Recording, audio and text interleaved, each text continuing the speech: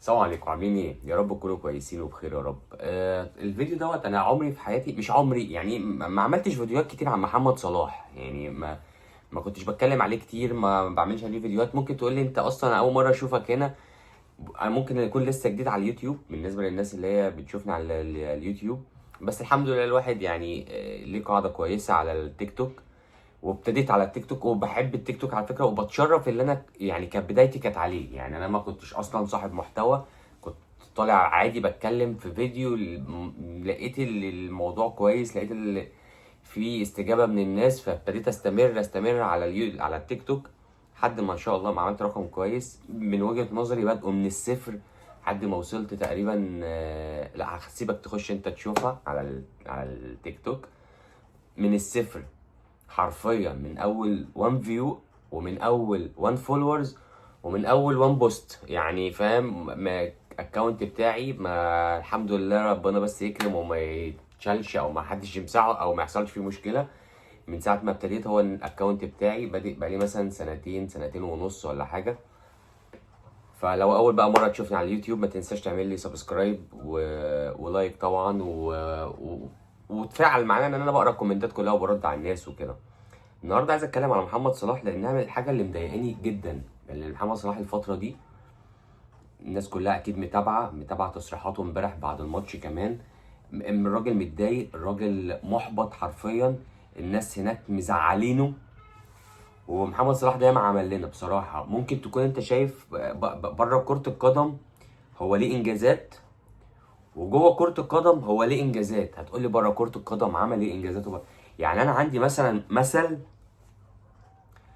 الله اعلم في ناس عملته ولا ده جزء بسيط قوي، جزء بسيط قوي من محمد صلاح على على الواحد. يعني الواحد الحمد لله يعني بيقول اللي ليه واللي عليه.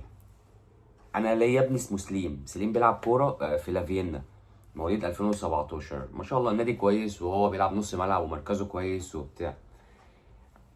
مرخم شويه على مامته في حوار الانجليزي والمذاكره والقصه دي. انت عارف حب الانجليزي ليه وبقى بيذاكر انجليزي ليه؟ عشان كنت بوري له فيديوهات لمحمد صلاح ومرموش في الانترفيو بتاع اي برنامج بيطلعوا فيه او اي حاجه بيطلعوا يتكلموا انجليش. فهو اول مره كان يشوف الموضوع ده كان واخد رهبه كده، اللي هو ايه ده. قلت له شفت انت بتحب محمد صلاح ازاي؟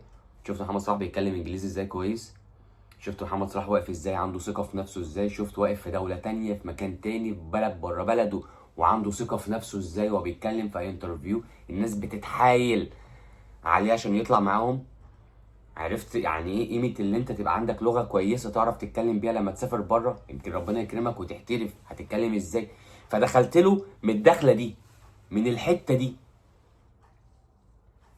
هو ما شاء الله بيحب الكوره وبيحب محمد صلاح وبيحب مرموش قوي برده. فابتدى يركز اكتر مع الموضوع ده، ابتدى يحب الانجليزي، لا ابتدى يبقى كويس في الموضوع دوت الحمد لله يعني. فده جزء صغير بره الكوره حصل معايا. يعني ما هو لا محمد صلاح يعرفني ولا انا اعرفه ولا اي حاجه، بس ده جزء بسيط راجل عمله لابني، فاهم؟ وانا متاكد ان تلاقي ناس كتير عملت كده. ناس كتير ابتدت تلعب بولادها كوره ورياضه ويفرجوهم على محمد صلاح. ده جوه الكوره بقى، جوه المتعه نفسها، جوه المجال اللي هو الراجل. انا واحد زي عايش 35، يعني يوم 20/12 ده انا هتم 35 سنه. انا فعلا ما شفتش حد زي محمد صلاح، ما حدش فرحني وابهرني. ممكن تكون شايف اللي كورته عاديه، ممكن تكون شايف اللي هو لعيب عادي.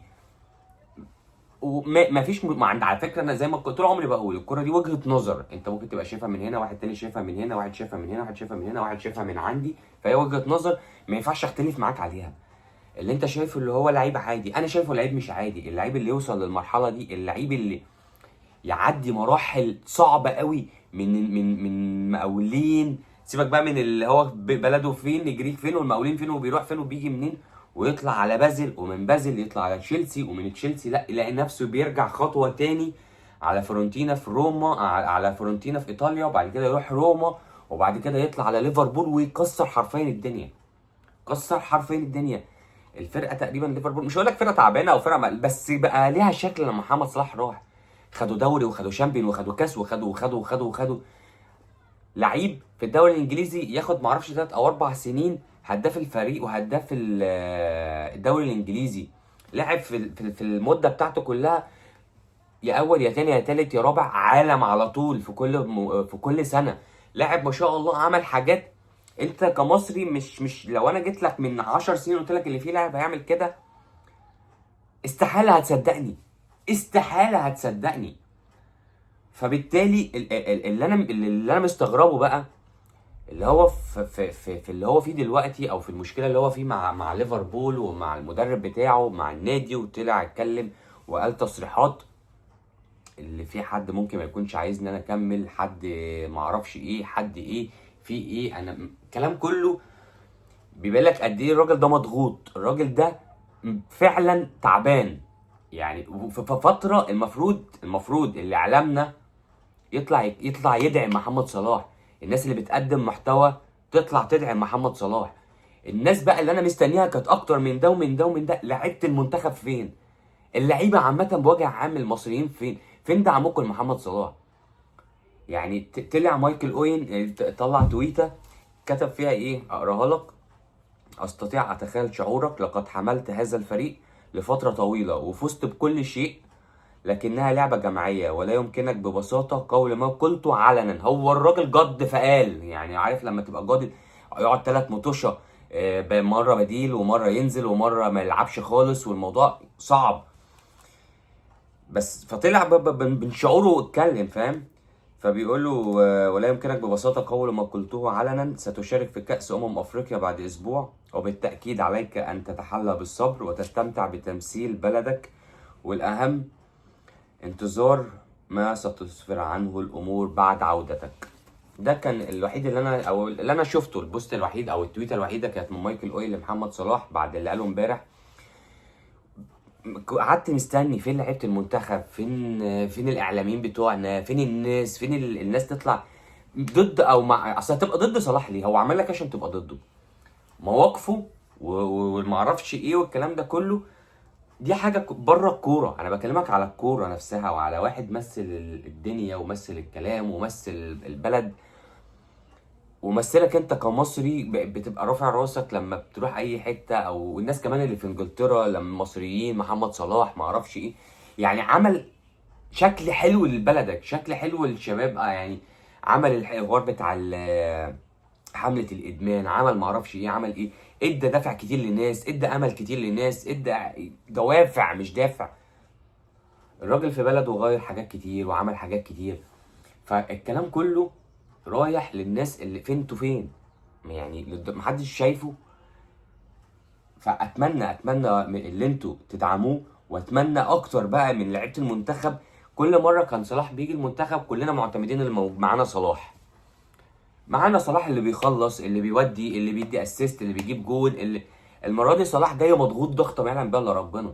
فواجب على اللعيبه اللي هتبقى موجوده في افريقيا كلها تسند صلاح، كلها تبقى واقفه في ظهر محمد صلاح، كلها واقفه بتدي صلاح قيمته وقامته.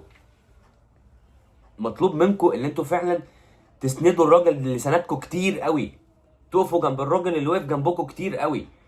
كان اسمه منتخب محمد صلاح، كورة محمد صلاح، العب المرتده لمحمد صلاح، معرفش ايه المحمد، كل حاجه كانت محمد صلاح كان شايلكم الفتره اللي فاتت. فواجب عليكم انكم تشيلوه الفتره دي، واجب عليكم انكم ترجعوه تاني لفورمته في افريقيا. اتمنى الرساله توصل، واتمنى يعني الفيديو يوصل للناس. وطبعا زي ما قلت لك في اول فيديو، لو اول مره تشوفني متنساش تعمل لي سبسكرايب ولايك وقول لي رايك في الكومنتات. واحلى مسا عليكم، سلام عليكم.